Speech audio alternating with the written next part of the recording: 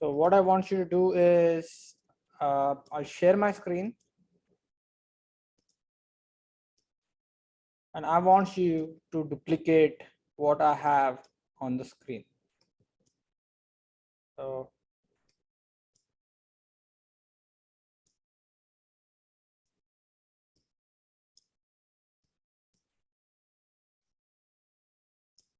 you should be able to see this.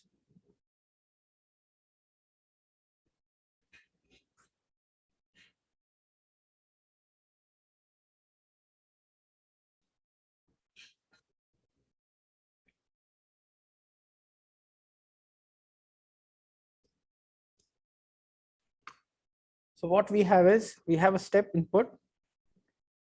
There is a group delay. So the input is delayed. And because of that, you would observe that this is how the output behaves.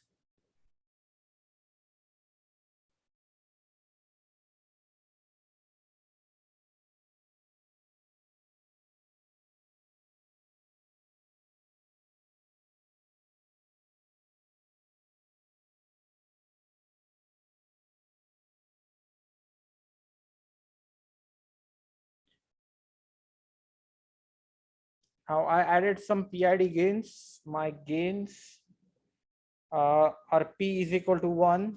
You can change integral to 0, make 0.5 to derivative.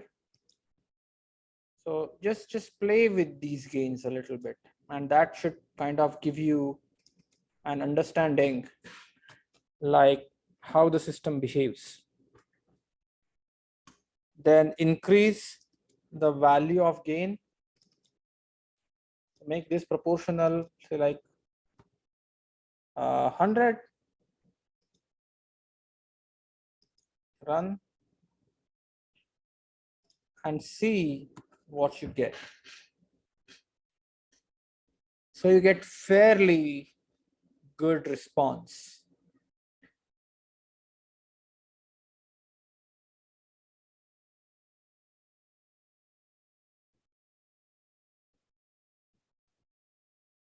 There is some steady state error that you can minimize, but cannot completely eliminate.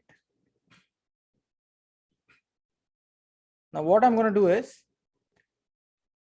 I'm going to try to do something else. Just change this proportional control to 10, add integral control, say 0.5, derivative control, and run and see what happens. Yeah, so so just keep the derivative, add some integral term, make this proportional gain a little bit more, or 20, and then see. Delay, it's in the input, not the output. Yeah, input before. So and you will notice that it basically the shape of the response changes. And last but not least is I want you to change this input from the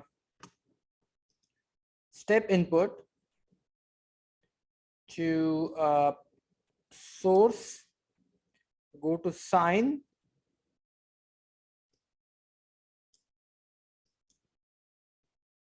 and now observe what happens because of the sine.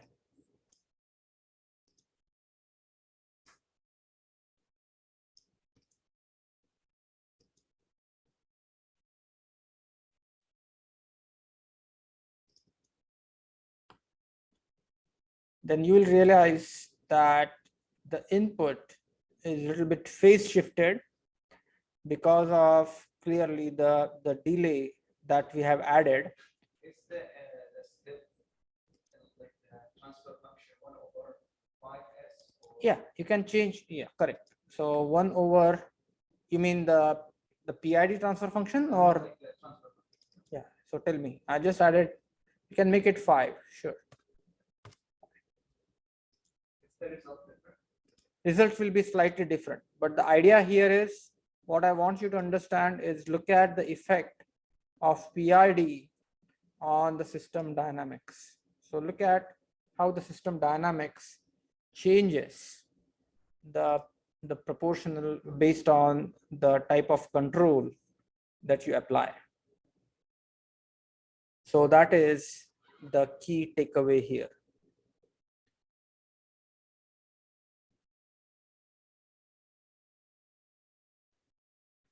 Now, what I want to do is, this would be a perfect time to talk about the last lab.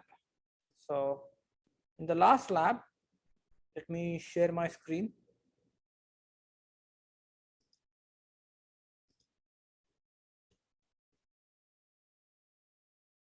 Stop share. Share screen, complete screen. Okay. So in the last lab, we were looking at how do we control the system, which is first order plus dead time. So FOPDT. So how do we control this system that is a first order system?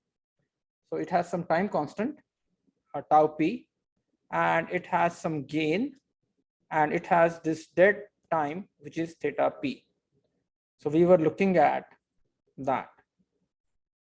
So when we did this analysis, we found out what were the values of this dead time and what was the value for the time constant.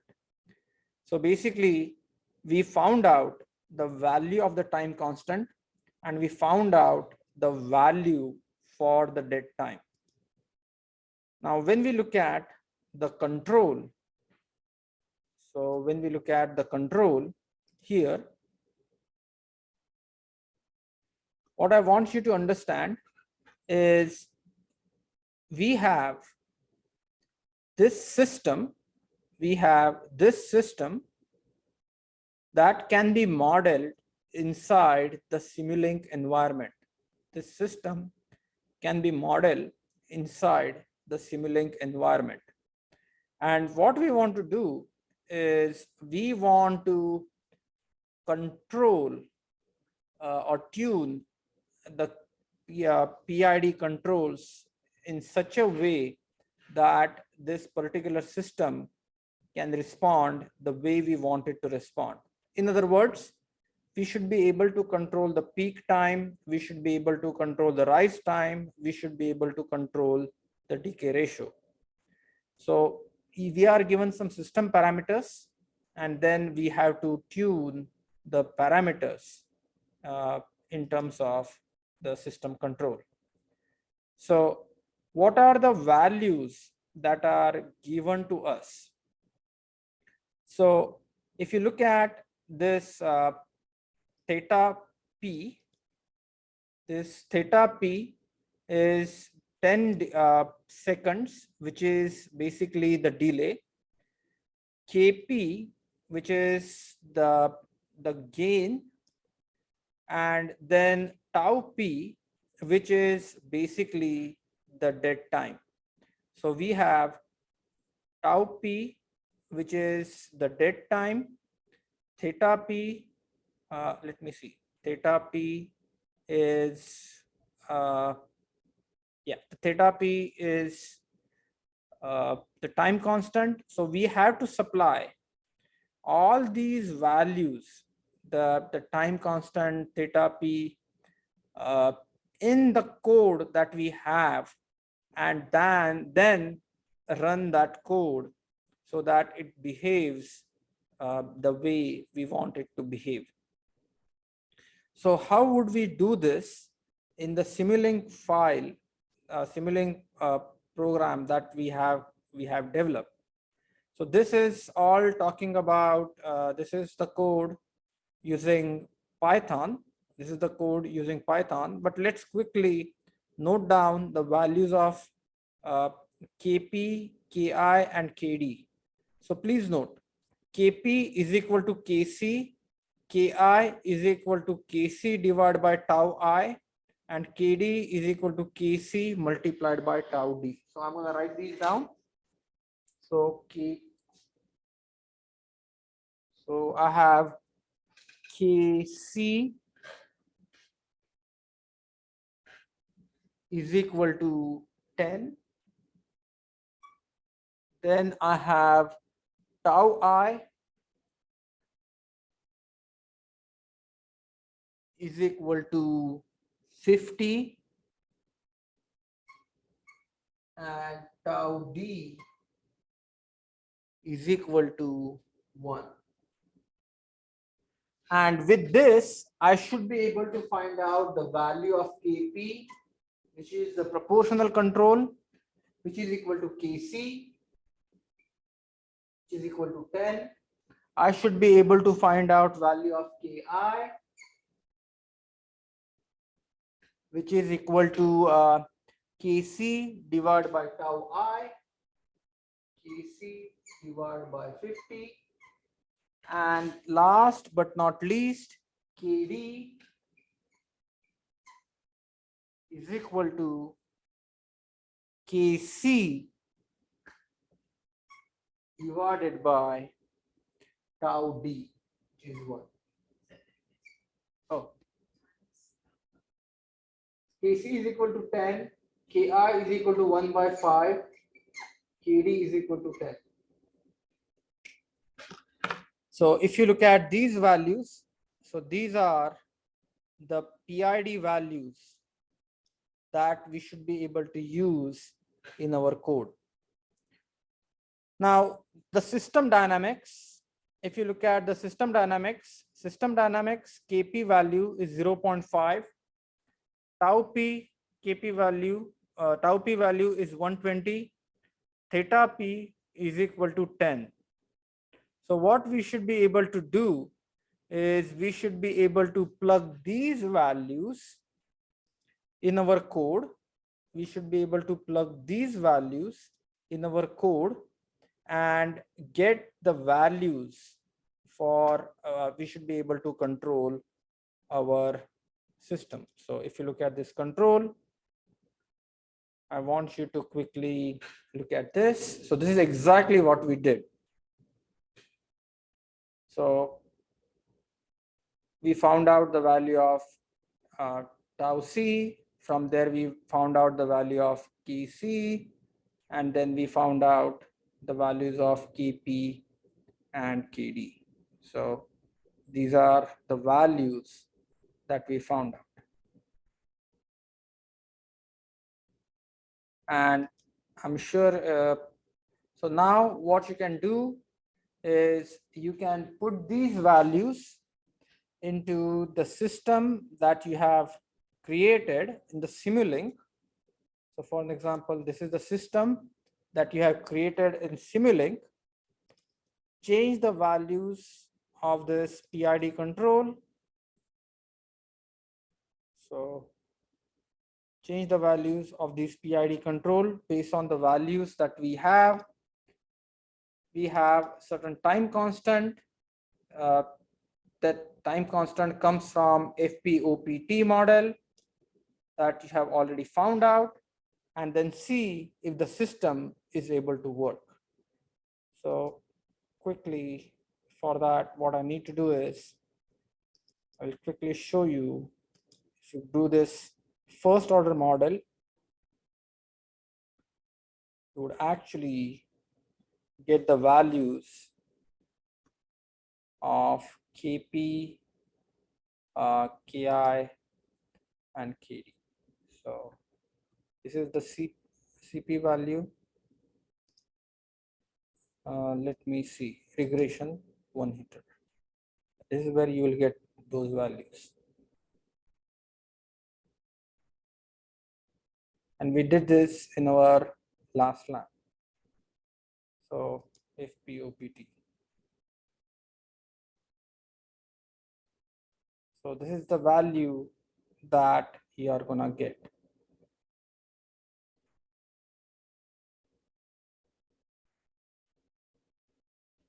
So Kp, Tp, and theta p. So Kp is equal to 10 tau p and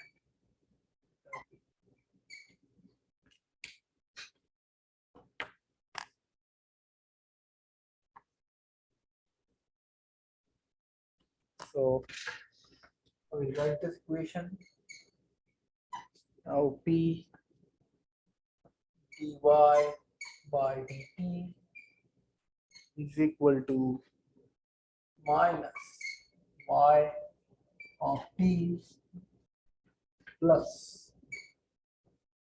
Kp u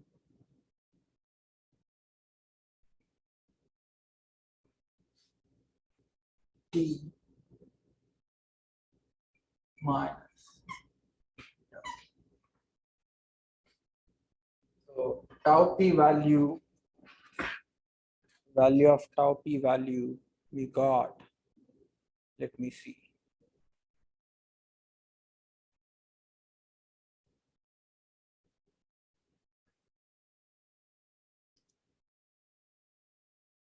See what was the value of tau p. Tau p is 5.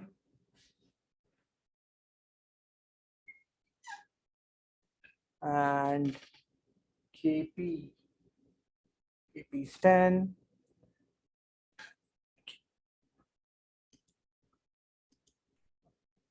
We just quickly go through, and I will explain this once again. Yeah.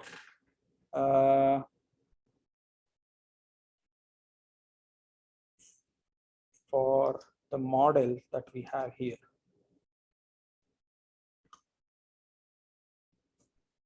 PID shows code, and here tau I, tau p is 120. Tau p is 120, and theta p is 10. So now, please go to Simulink, and your model should look like tau p is 120. So this would look like 120. Then you have one, this is correct, 121. Numerator coefficient, you should have the value of Kp, which is 10.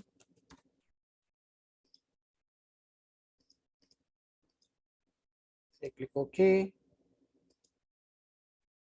Denominator is gonna be like this. Okay. So this is your system model. Your group delay is 10. So transport delay here is going to be 10.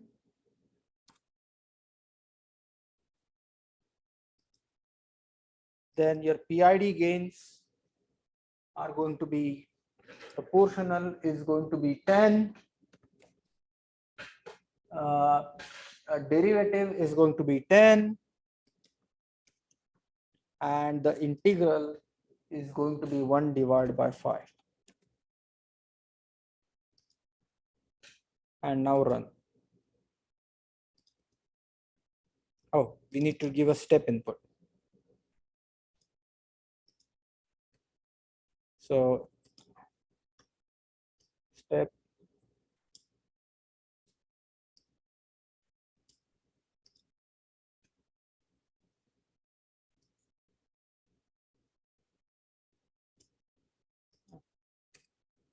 okay. And the step input final value, say if I want the temperature to be 40 degrees, I'm going to run this. and see what happens. So unfortunately, yeah, this is way too slow. So I say 500.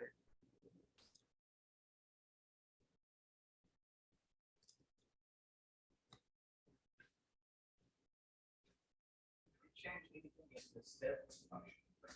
Okay. Again, I didn't want to be very quick. I'm sorry if I apologize if I was very quick in doing this. So I will try to explain this again. It's difficult to do the lab and show the zoom over the zoom at the same time. So what I'm going to do is I'll try to explain this once again. Okay. And you should be able to see the screen. Okay.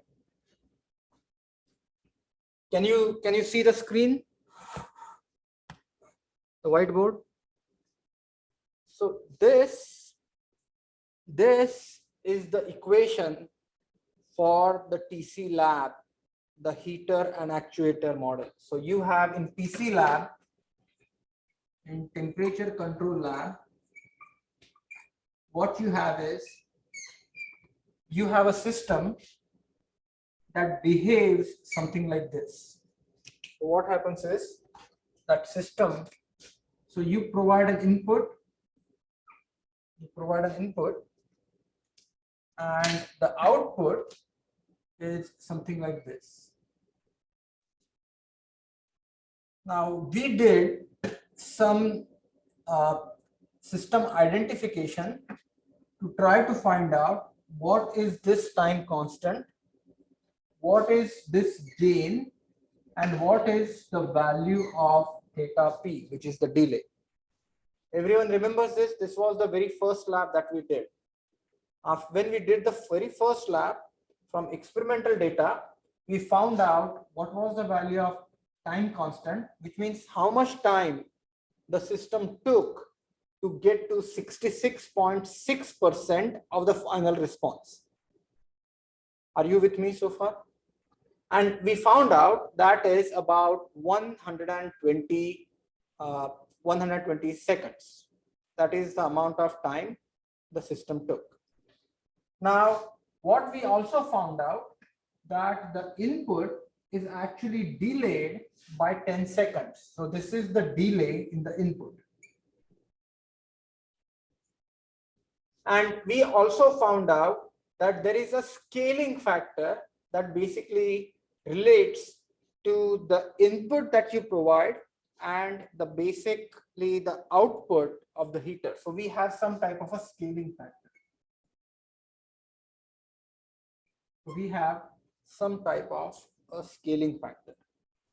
And then what we noticed is this is the time constant.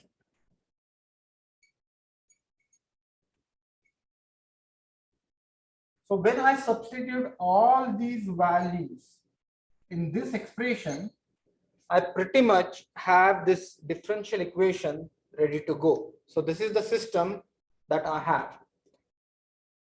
Now my job is to control this system using a PID control. So I want to control this system using a PID control. Do you agree with me? So what I'm going to do is I'm going to add a PID control. So what I did in today's class, that I created a transfer function that describes this system, and that system transfer function is something like 120 times s plus 1, and then what I have here is I have the input, so a step input, I have the step input, and then I have this delay,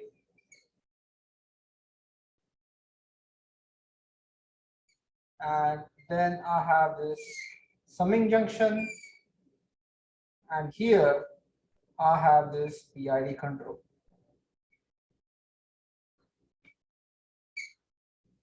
I have this PID.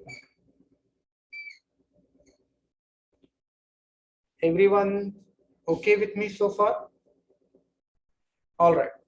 So the key question here is, what should go in this control? What should be the value of Kp? What should be the value of Kd? And what should be the value of Ki? What should be the value of Kp? What should be the value of Kd? And what should be the value of Ki? So that this practical system we are able to control with this PID control that we have designed. So what did I do?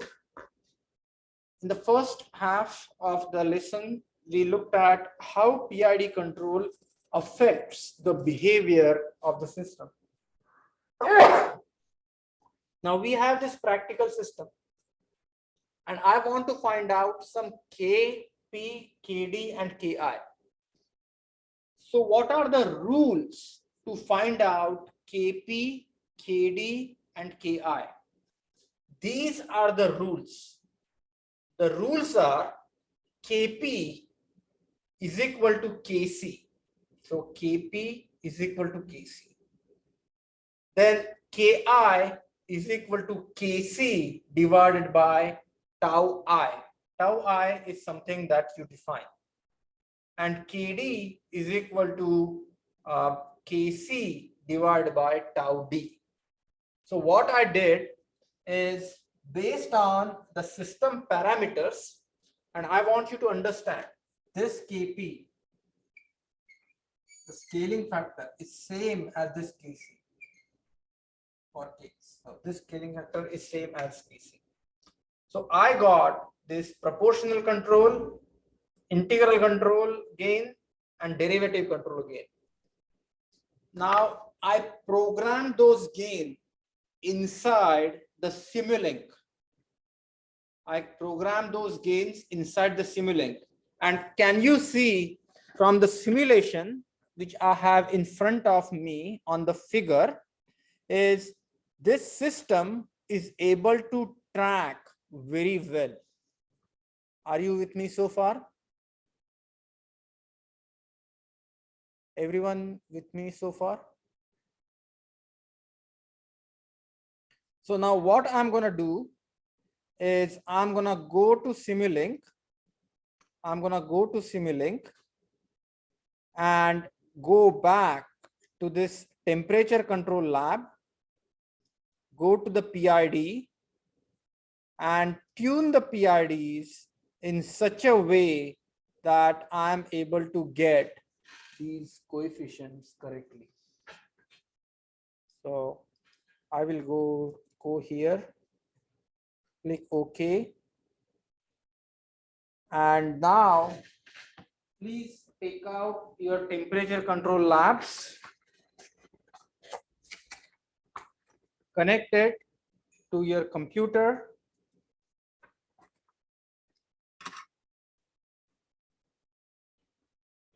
and verify that the results that we got from the simulation, the Simulink simulation, do they correspond with the actual behavior of the system? So what did we observe? And I will pull this figure again. Yeah. So we observe that the system behaves something like this. And just for my own reference, what I'm going to do is I'm going to use snipping tool, because sometimes what MATLAB would like to do is MATLAB would just close out the old figure. So I'm going to keep it with my snipping tool and I'm going to run this. And I'm going to look at my temperature.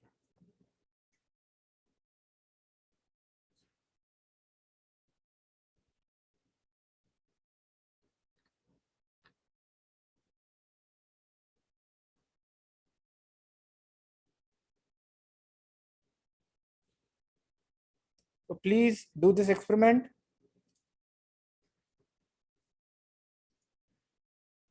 Yeah.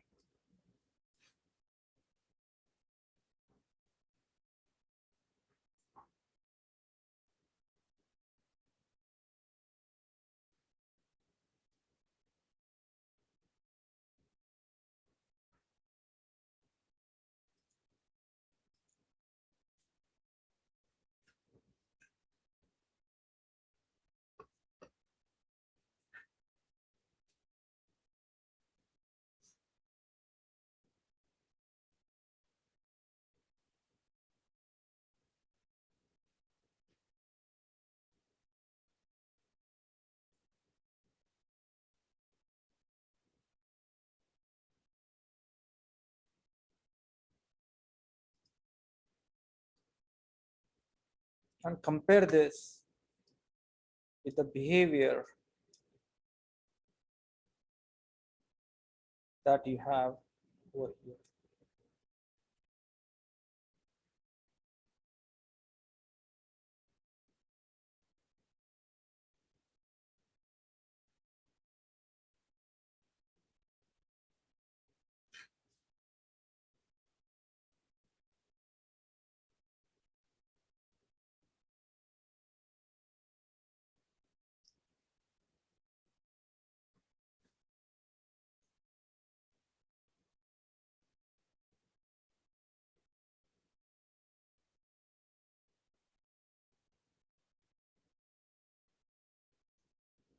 So you will notice it's not exactly the same, but it's quite close. There are some oscillations that you should be able to minimize by tuning the gains. But you will notice that the system, your simulation is similar to what you observe in the actual practice.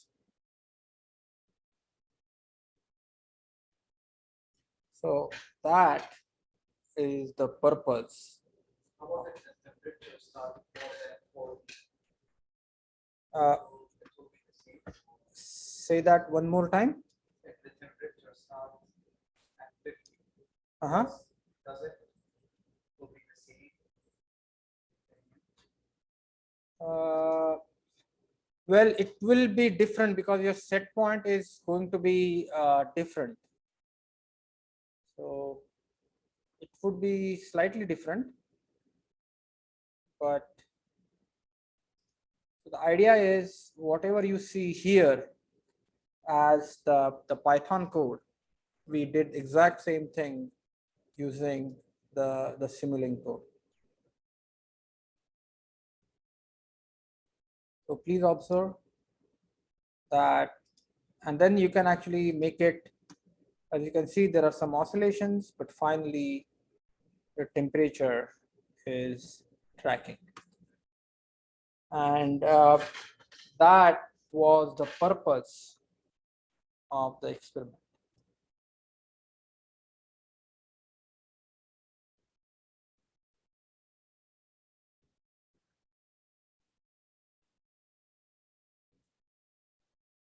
So I would encourage you to quickly repeat this exercise.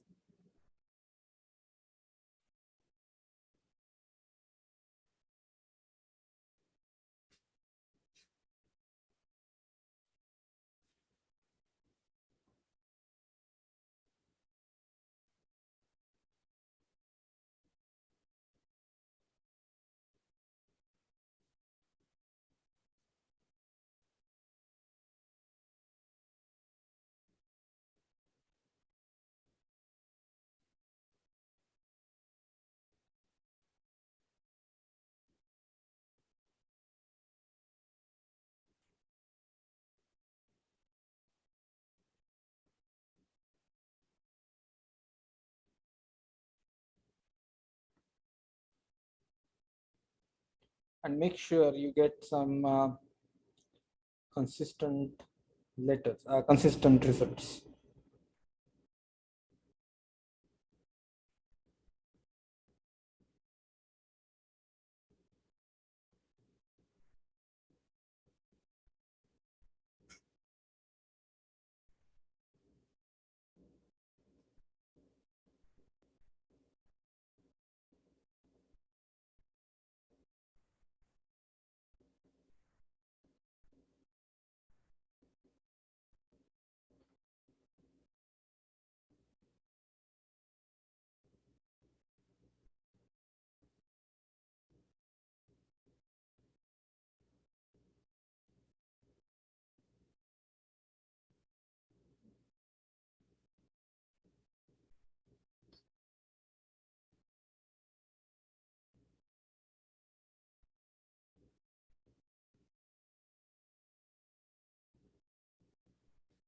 Online students, any question?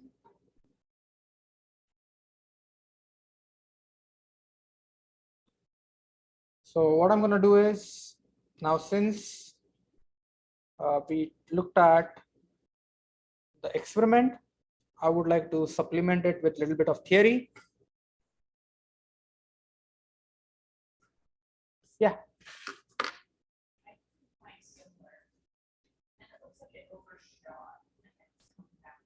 Yes.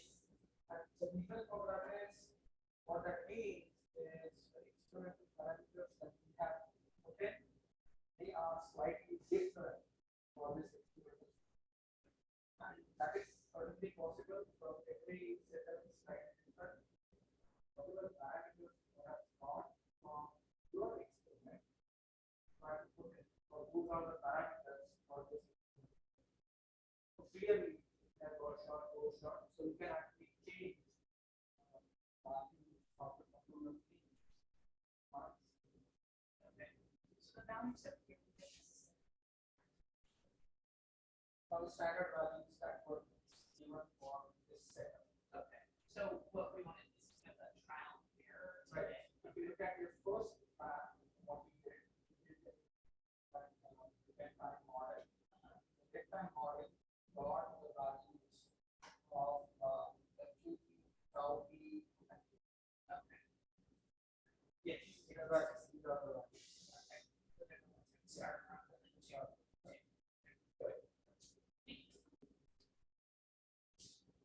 Any questions?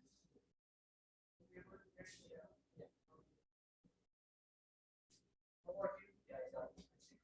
Excellent.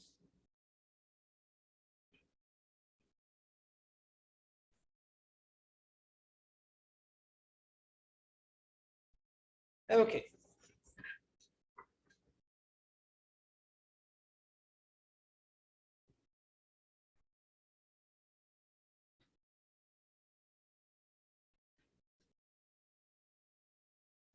Okay, and clearly you see there is some overshoot up and down because those are the values that were reported by the author, but your setup could be a little bit different. So your values, the gain values are going to be a little bit different. So what I'm going to do is we will stop the lab.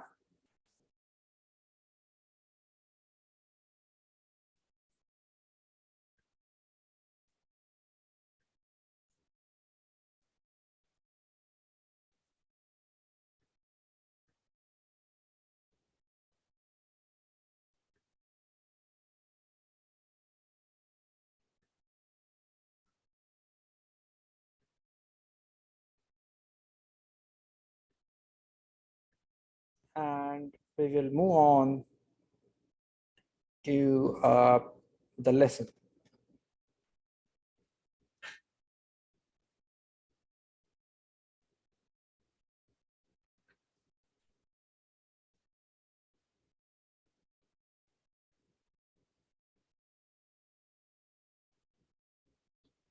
So we just finished first order system with a dead time.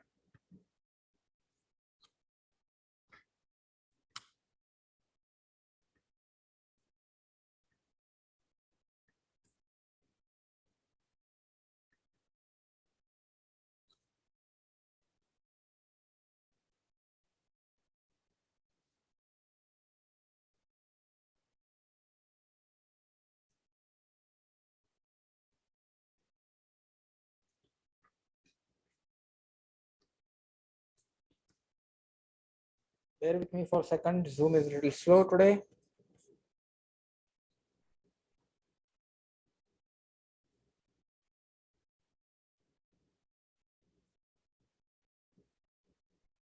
Okay. So we looked at the first order system with dead time. Now, what I want to do is I want to work out an example wherein the system is second order. So I want to work out another example where the system is second order. So what is this example all about? Now, in this example, what we have is we have an actuator. So what is an actuator? Think about it like we have a piston cylinder assembly. So what we have is we have this actuator. And this actuator, we did some experiments, just like the experiments that we did on TC Labs, and we found out that this actuator behaves in this fashion. So if you look at the transfer function of the actuator, so what do I mean by transfer function of the actuator? Say this actuator, I'm going to give you a very simple example. Maybe it's a linear motor. So, and what you do is you supply some amount of some current, some input, and this travels towards right. So there is a motor inside, you supply, so let me draw a nicer figure. So for an example, there is a motor inside, there is this motor. This motor is connected to a lead screw, and this lead screw, so there is this motor, and you supply some input, and this is the output of the lead screw. And what I do is we look at output of the lead screw divided by the input of the motor, and I express that as a Laplace transform. I observe that it is like 1 divided by 0.5 s square plus s. So this is how the system behaves. Now, what I want to do is I want to control this actuator. So I want to somehow control this actuator. There are two ways to control this actuator. One way is just looking at the position feedback. So what I would do is I would get the value of the position, and I would use this as a feedback to control this input. So I'm going to get the value of the position, and I'm going to input that to the actuator. The second option is I would use the position and a tacho feedback. Tacho is nothing but the velocity. So what this is simply saying that I want to control this actuator with just a proportional control, and I want to control this with proportional and velocity control. So what I want to do is I want to control this actuator using just a proportional control, and I want to control this actuator using the proportional and derivative control. So now here there is slight little bit twist. They are talking about the specifications that, hey, I want my TP to be 0.1, and I want my percentage overshoot to be 25%. So for these values of performance specs, how do I construct, or what are the values of gains I should choose? And there are two ways of doing this. One is using the mathematical expressions, and second one is using the MATLAB. And what I want to do is I want to show you how we can solve this problem using MATLAB. So I want everyone to please go to MATLAB. Please go to MATLAB.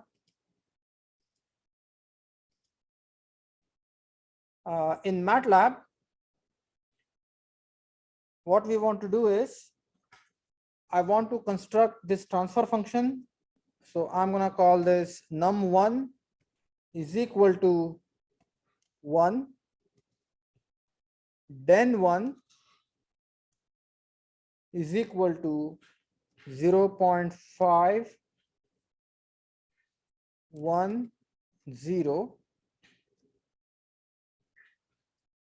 and then I'm gonna call transfer function. I'm just gonna call this TF4 is equal to TF in the parentheses num1 comma den 1. So once I do that, inside the MATLAB, I'm gonna have this transfer function.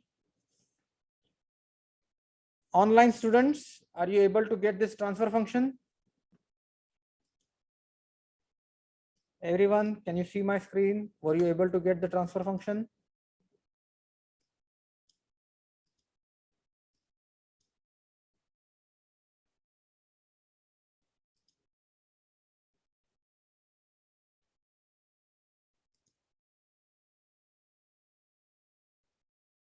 So please repeat this exercise. Num is equal to 1, den is equal to 0.510, and please note that this transfer function is similar to the transfer function that is given in the example. Once you have this transfer function, what I want you to do is, this is very important, I want you to go to PID tuner. If you do not have PID tuner, you may have to go to MATLAB, go to add-ons, and then download this PID tuner add-on. And then right here, say PID tuner TF4, enter.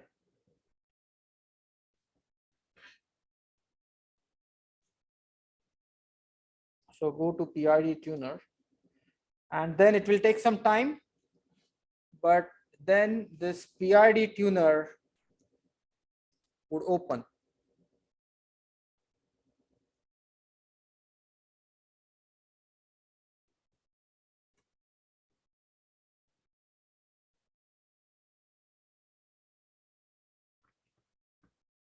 Everyone, are you able to get this PID tuner?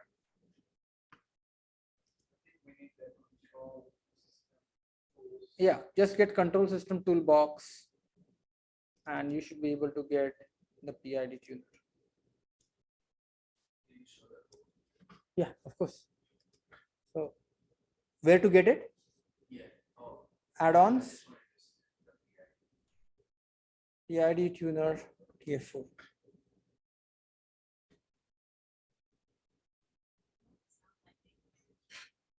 US doesn't like the transfer function. Okay. Oh yeah, MATLAB was actually here.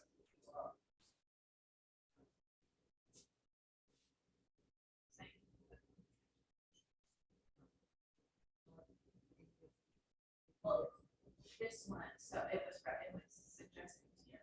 This one. Yeah. Oh, so probably what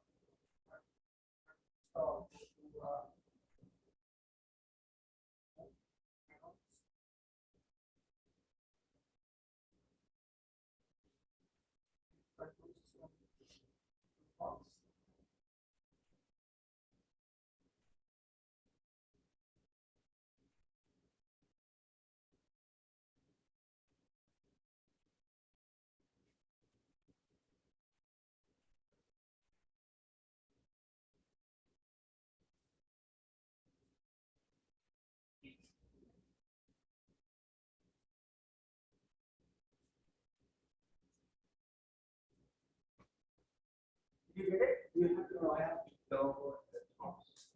Once you download, you should be able to get this control system toolbox. And what this control system toolbox would do is it would allow you to tune the PID gains using this graphic user interface. So here you can choose on the left hand side what type of controller that you want to design. Do you want to design just the proportional control? Do you want to design the proportional derivative control? So if you see here, you can just see, so proportional control, and here you can try to control the behavior of the system.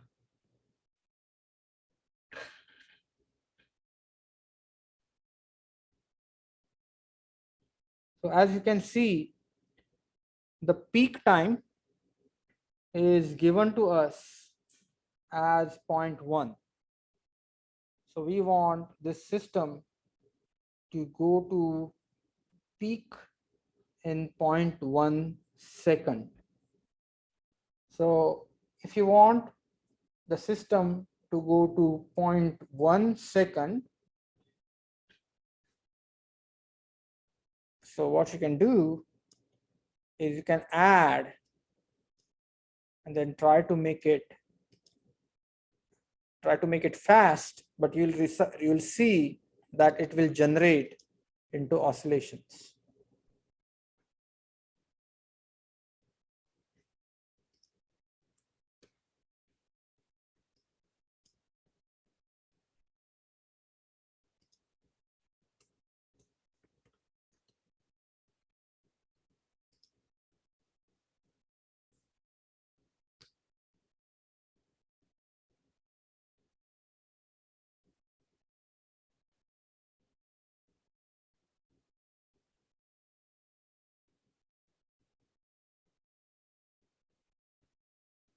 And then it is asking you to minimize the percentage overshoot by 25%. If you click on the left hand side, you should be able to see the transfer function.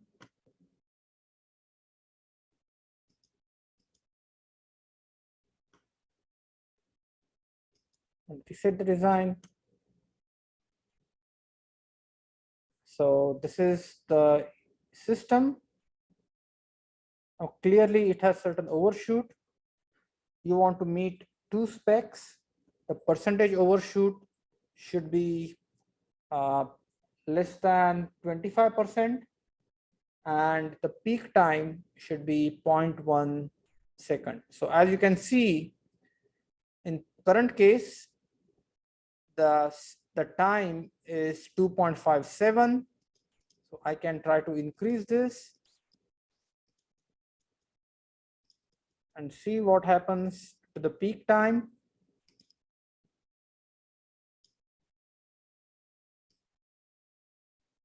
And you can see the behavior interactively.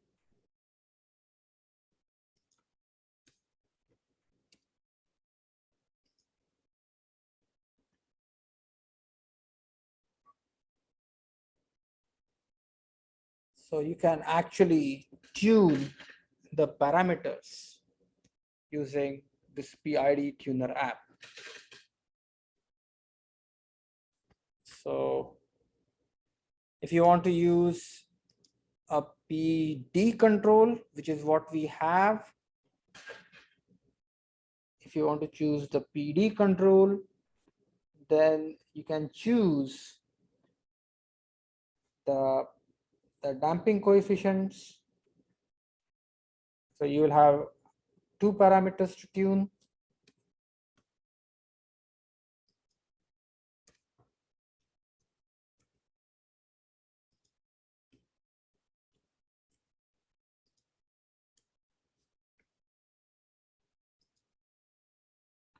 And then you should be able to tune those two parameters. So what I'm trying to say here is, rather than going through the manual technique of finding those gains, you can use MATLAB and do the experiments and try to tune the PID control based on the response that you need. One thing I want you to understand, if you have P control, you cannot control the the response time and the transient behavior at the same time. So what I want you to do is, I want you to go to controller and just make this controller just P. So as you can see, now the controller is just proportional. If you are using just proportional controller, you do not have control over the transient behavior. Just have control over the response time, which means you can only tune one performance specification based on the proportional control.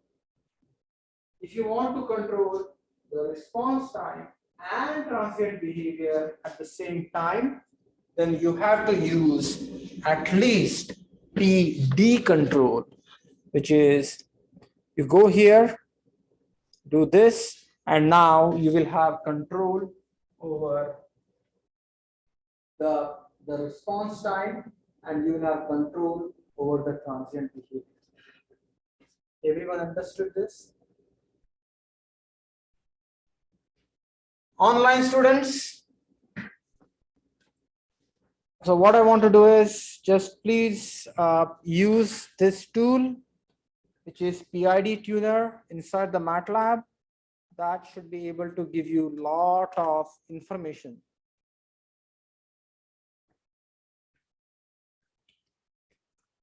On how to tune parameters to get appropriate response.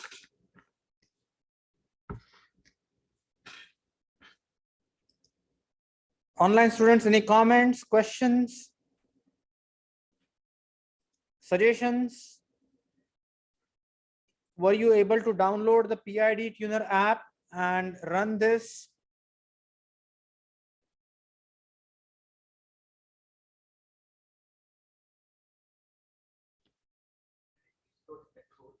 Yeah, of course. Code. You mean this code? Okay. First, you started with num. You started with 10.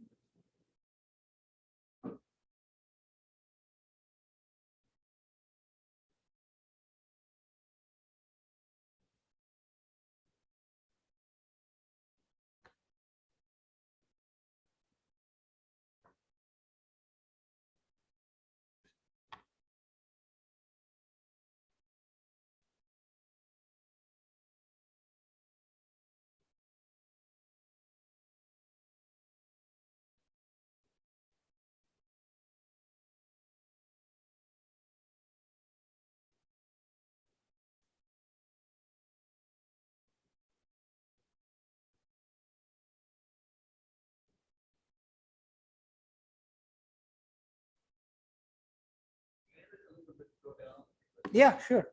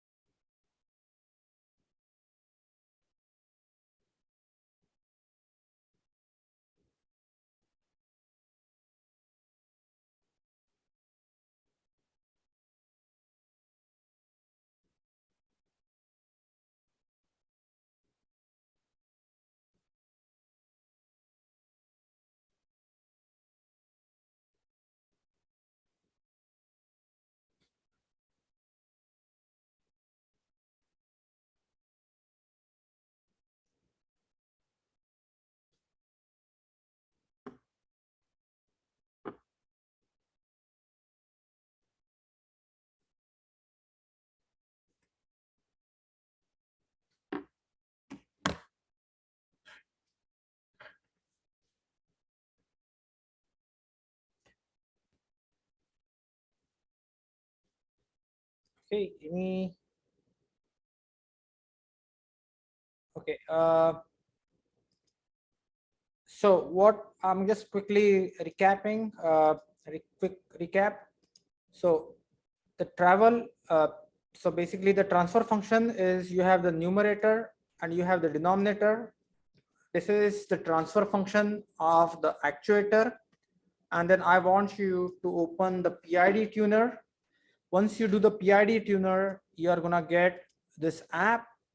The advantage of this app is you have this transfer function. This is the step input. And what you can do is, if you really want to make it a little bit more comprehensive, you can actually add open loop behavior. And as you can see, open loop behavior is just open loop.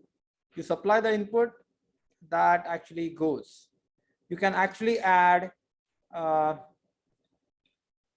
the the reference tracking. So basically this is the step input. So reference tracking means you provide it with a step input and then see how the system behaves. You can actually add a controller effort, input disturbance, output disturbance, and then you can add body plot and other stuff that we will talk in just next few minutes. So I just want you to understand that PID tuner is a very powerful tool, and that can be used to analyze and design controllers. So next thing, moving on to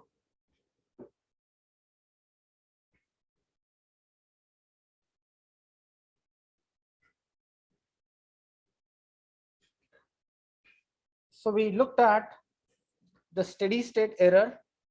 So there is a theorem which is called the final value theorem, which means what is the value, what is the final value of the response. And for that, what you do is you substitute limit, you try to find the limit and substitute s is equal to 0, and what you get, the value that you get is nothing but the final value of the response. If you want to find out the steady state error, basically the steady state error is as time goes to infinity, what is the difference between the input and the output. So what is the difference between the input and the output? That is the steady state error. Now we looked at different behavior of the system based on the type of controller that we choose. So for an example, if we want to choose a particular type of controller, the idea is we are trying to locate the poles and zeros of the system on the S plane, whereas you have this real axis and you have this imaginary axis. And this is where the poles and zeros of the systems reside. So if you want to specify certain design specification, like for an example, settling time. So if I give you certain values of settling time, what you do is on the S plane, you draw this vertical line that corresponds to that settling time. And you want to make sure that your poles are within the acceptable region. So you basically identify the region where these performance specs can be met, and basically you can use S plane or the plane wherein you plot the poles, the real value on x-axis, imaginary value on y-axis, and try to create the boundaries for the poles. So the second thing is, if you want to control the peak time, then what you want to do is, this is going to be your design region.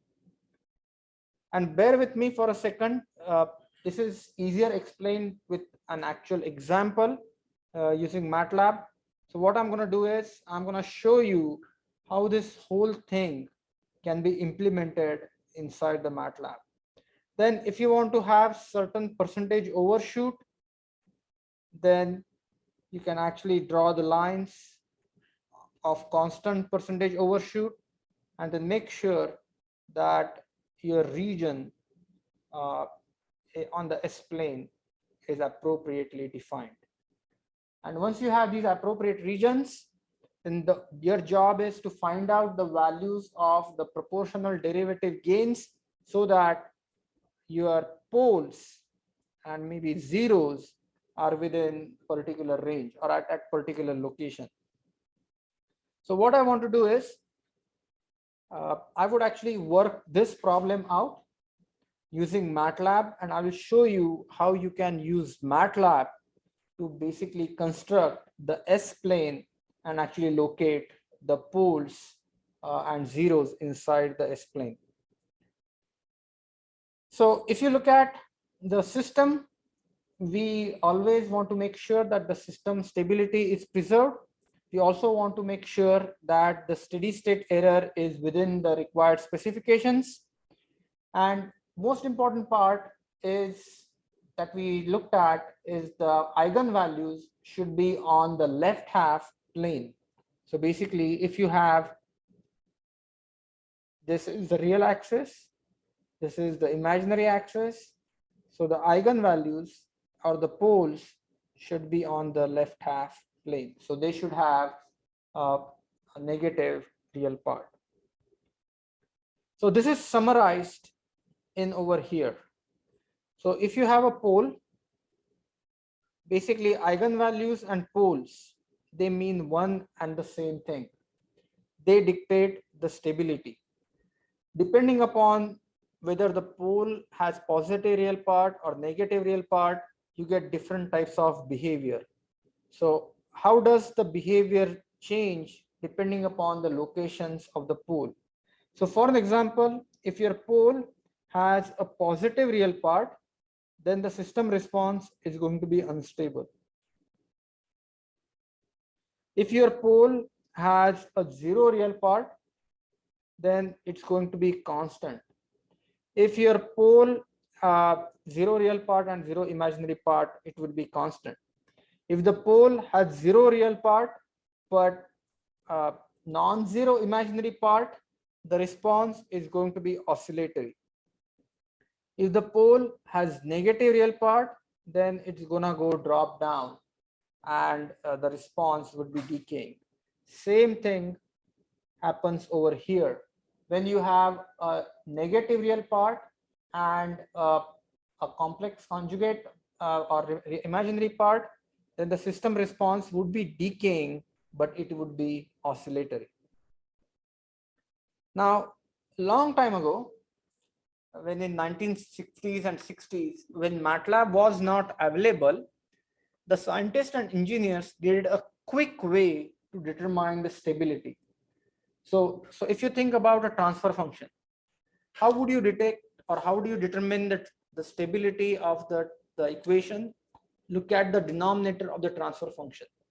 If the transfer function order is say 100, which means think about it like, and this was actually used. Imagine Apollo space mission. You have this space shuttle or rocket that has thousands of parts, and you want to see the response of the rocket to certain input. Once you construct the transfer function, that transfer function would have hundreds and thousands of terms.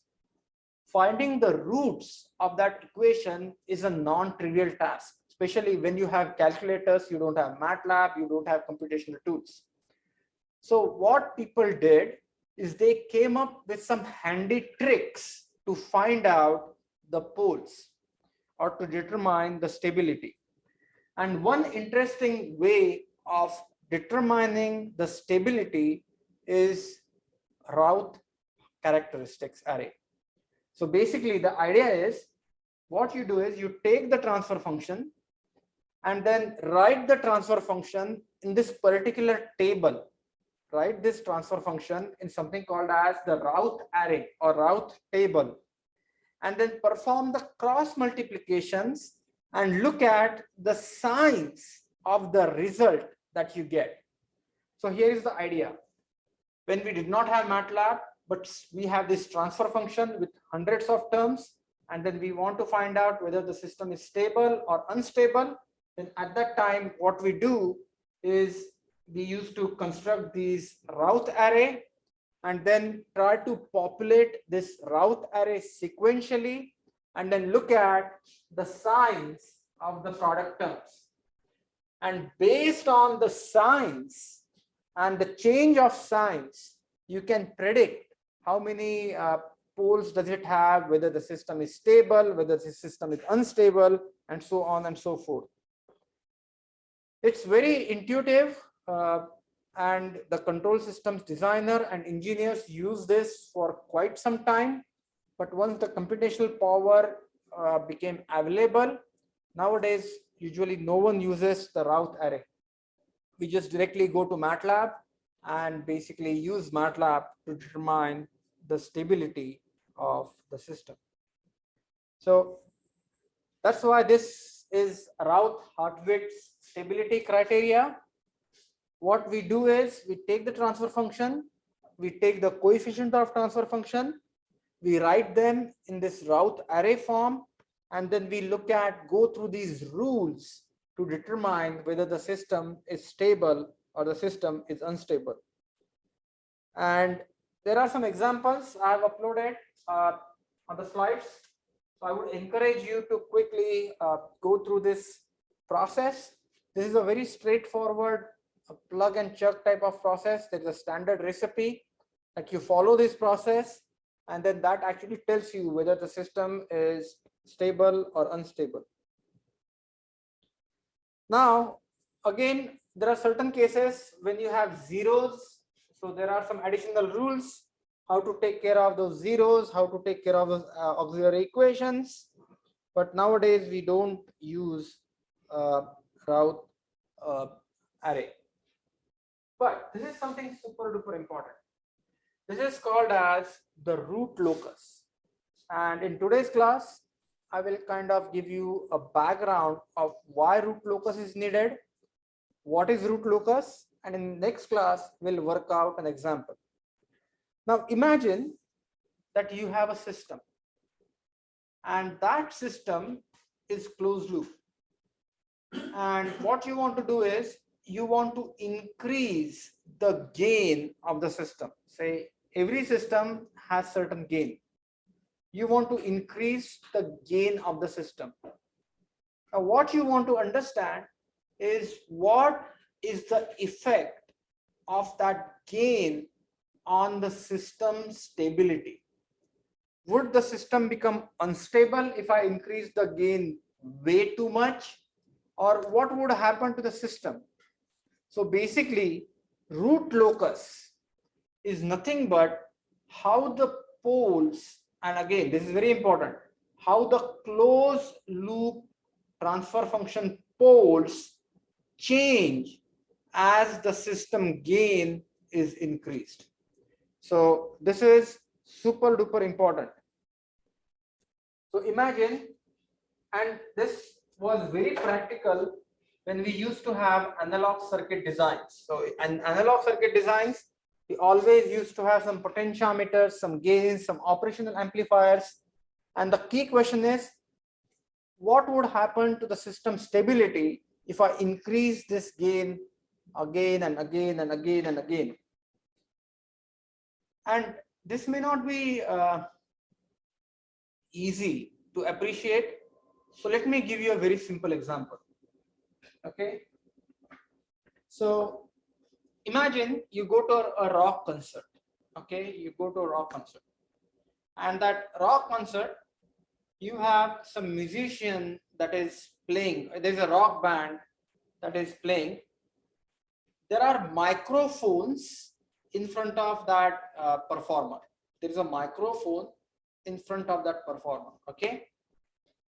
Also, you have those big speakers next to each other, where in the next to the performers on the stage. Now here is the problem.